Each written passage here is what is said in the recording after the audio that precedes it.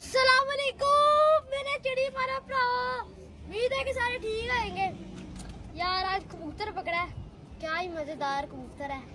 पसंद ना आए तो पैसे वापिस, कबूतर का शौक करवा।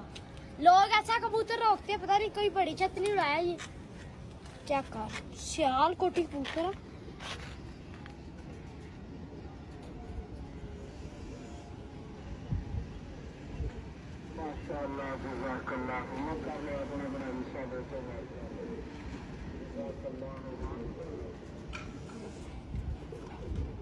पल्ले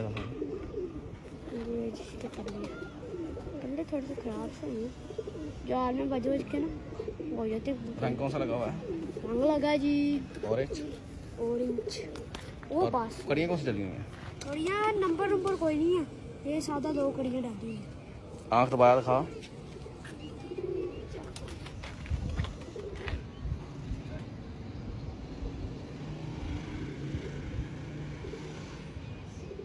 छोड़ दे।